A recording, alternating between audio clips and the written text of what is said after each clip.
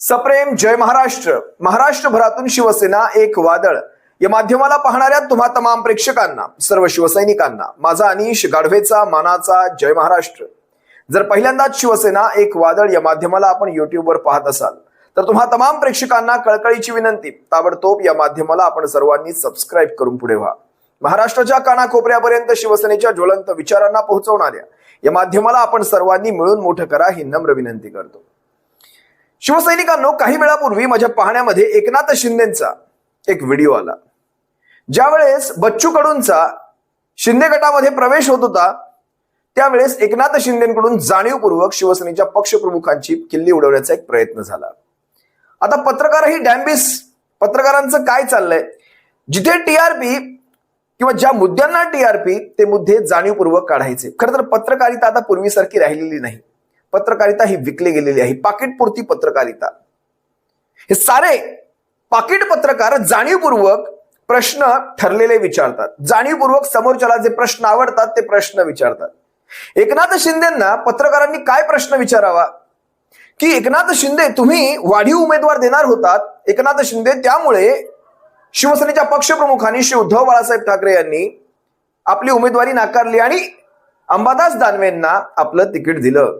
पत्रकारांनो, तुमच्या त्या पत्रकारितेला काय म्हणावं, म्हणजे ते कुंटणखाने तरी बरे, ते कुंटणखाने बरे, त्या तवायफ बऱ्या, पण तुमची पत्रकारिता, जे पत्रकार असले प्रश्न विचारतात त्यांना खरंच मला काय म्हणावा असा प्रश्न पडतो. तुम्हाला खरं तर हा प्रश्न विचारायला हवा, एकनाथ शिंदे कधीपर्यंत ही घोडेबाजारी करणार आहात तुम्ही? कधीपर्यंत इतरांची पोरं चोरणार? कारण याला ऑपरेशन टायगर म्हणत नाहीत, याला ऑपरेशन लोंबडी, याला ऑपरेशन काय म्हणतात, कोल्हे, हे असं नाव द्या. कारण वाघ स्वतःची शिकार स्वतः करतो. वाघ दुसऱ्याच्या शिकारीवर जगत नाही. वाघ दुसऱ्याची शिकार, मारलेली शिकार सुद्धा खेचून आणत नाही. वाघ स्वतःचं जेवण स्वतः बनवतो, स्वतः त्याच्यासाठी मेहनत घेतो. एकनाथ शिंदे, तुम्ही कधीपर्यंत इतरांच्या पक्षाचे आमदार, खासदार हे घोडेबाजार करणार? ज्यावेळेस पत्रकारांनी हा प्रश्न विचारला, तुम्ही वाढीव उमेदवार देणार होतात, त्यावेळेस खरं तर एकनाथ शिंदेंनी, मला अपेक्षित होतं, हेच उत्तर अपेक्षित होतं, पण एकनाथ शिंदेंनी खरं तर हा प्रश्न टाळायला हवा होता. कारण एकनाथ शिंदे, ज्या माणसाला तुम्ही प्रवेश दिलेला आहात त्या माणसाने तुमच्यासाठी गुवाहाटी गाजवली. लक्षात घ्या, त्या माणसाने पहिल्या रांगेत बसले. अगदी त्या माणसाने तुम्हाला गुवाहाटीचे धडे सुद्धा दिले होते. त्यासाठी कमीत कमी विलिनीकरणाची अट ठेवायला नको होती. त्याचा एकमेव आमदार घेतला तुम्ही काही वर्ष, म्हणजे मला वाटतं विधानसभेच्या अगदी थोडं आधी त्याचा एकमेव आमदार घेतलात. त्याचं मंत्रिपदही त्याला दिलं नाही. आता त्याचा पक्षही घेतलात.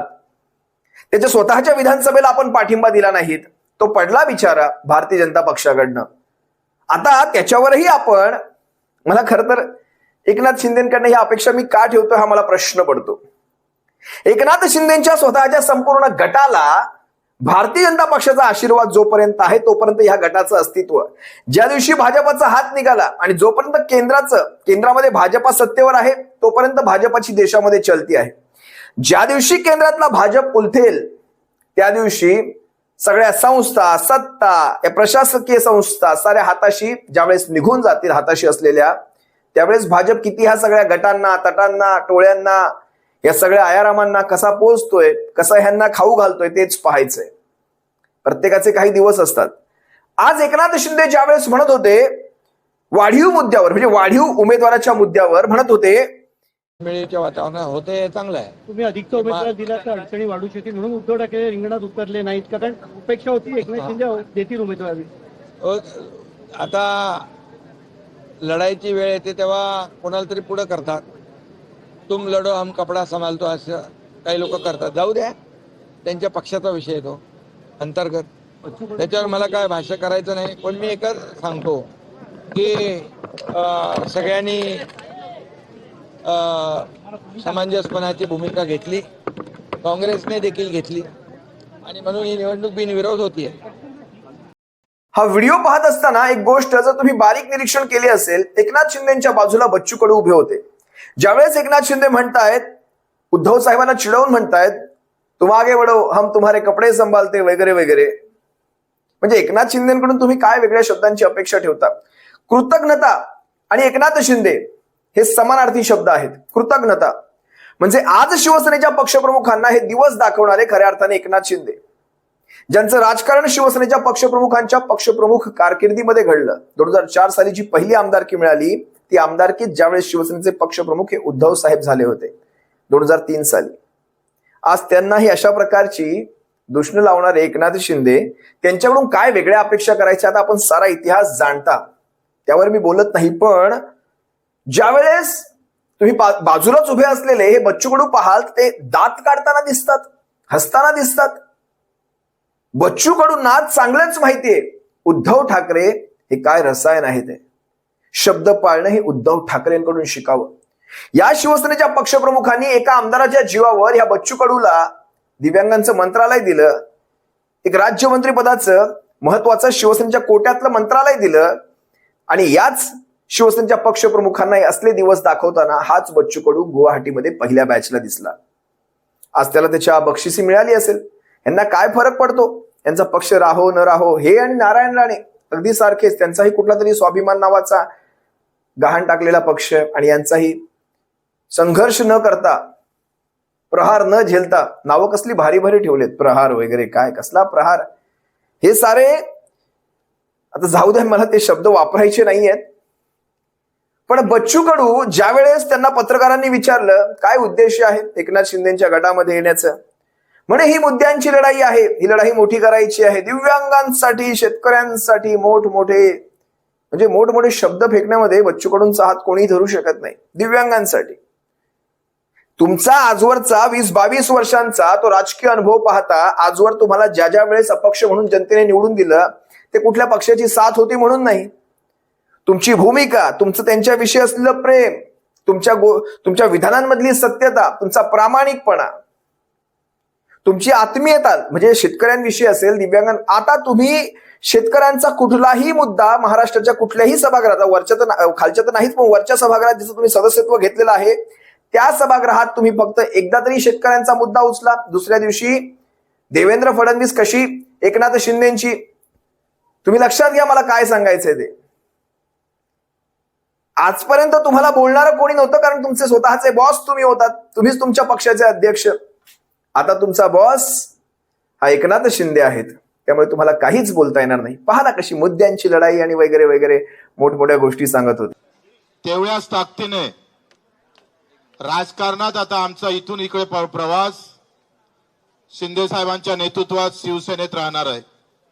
सुरुवात शिवसेनेची झाली आणि आता हा शेवटचा जो आम्ही पाहतोय 15-20 वर्ष जे काही राजकारण असेल ते सुद्धा शिंदे साहेबांच्या नेतृत्वात शिवसेनेतच राहील अशी ग्वाही देतो. निवड आमदारकीच्या पदासाठी नाही तर मुद्द्याची लढाई अधिक मजबूत झाली पाहिजे. शिंदे साहेबांचा स्वभाव सेवाभावी आहे. रात्री 2 वाजता सुद्धा वर्षा बंगल्याचे दार उघडे होते. देशातला ऐतिहासिक निर्णय. खरं तर एवढ्या मोठमोठ्या गोष्टी करताना काय ते महापुरुषांची नावं वगैरे घेतली, संत तुकडोजी महाराजांचं नाव घेतलं, महाहिल्याबाईंचं नाव घेतलं, शिवरायांचं नाव घेतलं. आपण लढवय्या बाणा सोडलात बच्चू कडू, आपण ते लढणं सोडलात. आपण आता मिंधेगिरी पत्करलीत या गटांमध्ये जाऊन, आणि आता तुम्ही या महापुरुषांची नावं घेता. कधीतरी आपल्या कुठल्याही व्हिडिओच्या, म्हणजे आता ह्या 2-3 दिवसांच्या आपल्या ह्या विलिनीकरणाच्या, खरं तर एखादा सर्वे आपण स्वतःच्या प्रहारच्या, तुमचं एखादा हँडल वगैरे असेल त्याच्यावर सुद्धा तुम्ही रोल आउट करा. मी सांगतो, माझं हे आव्हान तुम्ही स्वीकारा. आपल्या स्वतःच्या एखाद्या माध्यमावर, स्वतःच्या, बरं का, मी इतरांच्या तर म्हणणारच नाही, समजा तिथे त्रयस्थ लोक असतील म्हणून तुम्हाला कदाचित कमी मतदान होईल तुमच्या ह्या मुद्द्यांच्या लढाईचं. आपण स्वतःचं एखादं माध्यम असेल ना, फेसबुक असेल, एखादं ट्विटर हँडल असेल तुमच्या नावाने एखादं युट्यूब हँडल असेल, त्याच्यावर एखादा सर्वे रोल आउट करा आणि विचारा लोकांना मी जे केलं ते योग्य केलं का, तुमचं काय म्हणणं. 100% नाही 99% लोक तुम्हाला म्हणाले होय तुम्ही अयोग्यच केलं. तुम्ही सांगाल ते हरू बच्चू कडू, तुम्ही सांगाल ते हरू. जरा लोकांच्या कमेंट्स पहा, लोकांचा रोष पहा, लोकांचा राग पहा. बच्चू कडू, तुमचं स्वतःचं या सगळ्या विषयीचं स्वतःचं पूर्वीचं मत काय होतं माहितीये? ज्यावेळेस तुम्ही म्हणत होतात विधानसभेच्या वेळेस, ज्यावेळेस तुम्ही स्वतः पडलात, तुम्ही काय म्हणला होतात? जे भारतीय जनता पक्षाच्या सोबत उभे असतात, त्यांच्या सोबत जे पक्ष असतात, त्यांचे मित्र पक्ष असतात, त्यांचे भरभरून निवडून येतात. हे तुमचं स्वतःचं विधान आहे. का निवडून येतात याचं कारण कदाचित तुम्ही विसरला असाल, पण तुम्हाला ऐकवून दाखवतो. आता काय झालंय का भाजप सोबत जे पक्ष राहील त्यांची सध्या चांदी आहे, कारण ईव्हीएम मशीन त्यांच्याजवळ आहे. त्यांना माहित आहे का बा भाजप सोबत बसणं म्हणजे आपले नगरसेवक मत न भेटलं तरी आपण निवडून येतो. आणि बच्चू कडू आज ज्या वेळेस मीडिया तुम्हाला प्रश्न विचारते तुमचं जाण्याचं कारण काय, लोक तुम्हाला आता नावं ठेवतील, लोक तुम्हाला गद्दार म्हणतील, ते म्हणतायत गुवाहाटीवाले भरभरून मतांनी निवडून आलेले आहेत. बच्चू कडू ज्यावेळेस विधानसभेला आपण पडलात त्याच वेळेसचा आपला व्हिडिओ मी आपल्याला ऐकवला, आणि आता तुम्ही म्हणताय त्यांना भरभरून लोकांनी स्वीकारलं, भरभरून मतदान झालं. त्याच वेळेसचा म्हणजे तुमचा पराभव, आणि आता तुम्ही अशा प्रकारची भाषा वापरताय जणू काही लोकांनी त्यांना मतदान दिलेलं आहे, लोकांनी ते गुवाहाटीवाले सारे निवडून आणले. आज बच्चू कडू तुम्ही जर एकनाथ शिंदेच्या भाजपाच्या जवळचे त्यावेळेस जर असतात ना, तुम्ही सुद्धा निवडून आला असतात. याचं उत्तर तुमच्या मगाच्याच व्हिडिओमध्ये आहे. का निवडून आला असतात तुम्ही? फक्त तुम्ही विरोधात उभे राहिलात म्हणून बच्चू कडू तुमचा पराभव झालेला आहे. तुम्हाला काही लोकांनी नाकारलेलं नव्हतं, तुम्हाला मशीनने नाकारलेलं होतं. बच्चू कडूंचं आजचं मत मात्र वेगळं आहे. आत्ताचे गुवाहाटीवाले हे लोकांमधून निवडून आलेले आहेत. काय म्हणतायत पहा, वाण नाही पण गुण नक्की लागलाय. आणि गुवाहाटीला छेडताना सगळे गुवाहाटीवाले निवडून आले का नाही आले? मग तुम्ही काय बोंबलून राहिले? लोकांना तर फटा मत मारले ना गुवाहाटीवाल्यांना, लोकांनी स्वीकारलं. तुमचे प्रश्न कायमच आहे. शेवटी बच्चू कडूंनाही तो गुण लागलाच. आता ज्या टोळ्यांमध्ये ज्या गटांमध्ये प्रवेश केला आहे त्या गटांची भाषा बोलावी लागेल. एका शेतकऱ्याचा तुम्हाला व्हिडिओ दाखवतो.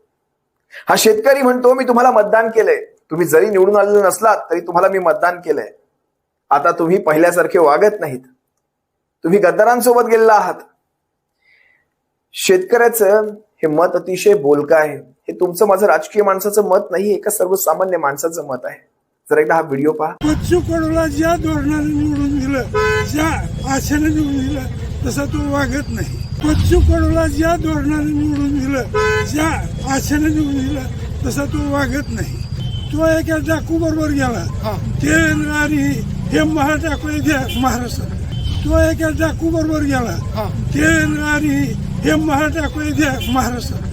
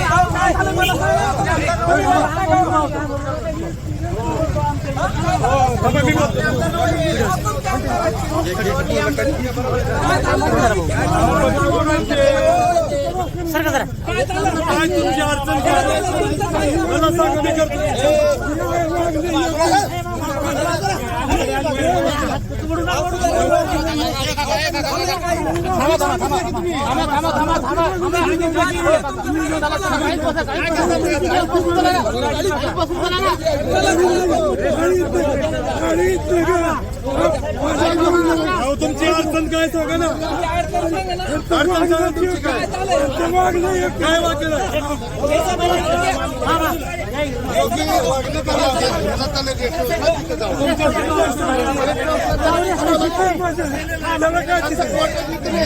भाऊ?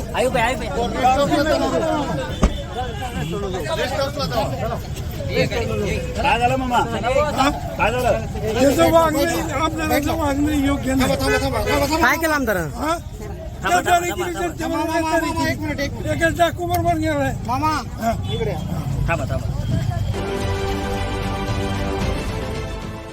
देश विदेशातील प्रत्येक घडामोडींचे लाईव्ह अपडेट मिळवण्यासाठी आता साम टीव्हीच्या सर्व सोशल मीडिया प्लॅटफॉर्मला लाईक, फॉलो आणि सबस्क्राईब करा. तसंच सर्व नोटिफिकेशनसाठी बेल आयकॉन प्रेस करायला विसरू नका. शेतकरी म्हणतोय बच्चू कडू डाकू बरोबर गेलेला आहे. खर तर मी या सगळ्यामध्ये काही बोलणार नाही. शेतकऱ्याचा व्हिडिओ स्वतःमध्येच एक बोलका व्हिडिओ आहे. त्याला कुणी पढवून पाठवलं नव्हतं. बच्चू कडूंची ही दुर्दशा पाहून, मी दुर्दशा हे शब्द अतिशय जबाबदारीने यासाठी वापरतो कारण बच्चू कडूंना आम्ही वेगळ्या अर्थाने पाहिलं होतं, वेगळ्या त्वेषात पाहिलं होतं. त्यांचा वेगळा ऑरा होता. बच्चू कडू ज्या वेळेस महाराष्ट्राच्या विधानसभेत उभे राहायचे, कृषी मंत्र्याची सगळ्यात आधी फाटून हातामध्ये यायची की आता हा बच्चू कडू माझ्यावर नेमका काय बोलणार. कारण बच्चू कडू कुणाला सोडायचे नाहीत. जो शेतकऱ्यांच्या विरोधात, जो दिव्यांगांच्या विरोधात जो उभा राहायचा त्याची बच्चू कडू फाडून काढायचे. कारण त्यावेळेस ते स्वायत्त होते. आता गुलामगिरी पत्करली, आता मिंधेगिरी पत्करली. आता तुम्ही कोणालाच काहीच बोलू शकत नाही. बच्चू कडू शिवसेनेच्या पक्षप्रमुखांना ज्या प्रकारे तुम्ही, आता खरं तर त्या विषयावर बोलावं की न बोलावं मला माहित नाही, पण शिवसेनेच्या पक्षप्रमुखांना ज्या प्रकारे तुम्ही हे अशा प्रकारे मगाच्या व्हिडिओ दात काढून हसवून दाखवलात ना, या सगळ्या गोष्टी मी कर्माला फार मानतो. तुम्ही माझ्या बऱ्याच व्हिडिओत पाहिल्या असाल. मी कर्माला मानतो, कर्माचा फेरा मानतो, कर्माची वसुली मानतो आणि कर्माचे नियम मानतो. आज कदाचित तुम्हाला या गोष्टी म्हणजे अगदी क्षीण वाटत असतील. काही अर्थ नाही या गोष्टींना. कर्म वगैरे कशाला, काय सगळं बघू, जेव्हा येईल तेव्हा बघू. पण आम्ही मानतो. आज जिकडे पैसा, जिकडे सत्ता, जिकडे पॉवर, जिकडे ताकद, तिकडे तुमच्या सर्वांच्या दिशा वळलेल्या आहेत. आज आम्हाला, आमच्यासारख्या सर्वसामान्य शिवसैनिकांना आम्ही ग्रेट समजतो. कारण आम्ही लढतो. आम्ही विचारांची लढाई विचारांनी लढतो. आम्ही विचारांना विचाराने काट देतो. आम्हाला पैसा प्यारा नाही का? आम्हाला आवडत नाहीत का? आम्हाला आवडत नाहीत जगातल्या सगळ्या सुखसुविधा? आम्हाला आवडत नाहीत ते तामझाम असलेलं जीवन का? आम्हाला नकोय. पण आम्हाला आमच्या कष्टावर आणि आमच्या नशिबावर आम्हाला आमचा विश्वास आहे. जर आमच्या नशिबात असेल, भविष्यामध्ये आमच्या कष्टातून ते येणार असेल तर नक्कीच आम्ही त्याचा लाभ घेऊ.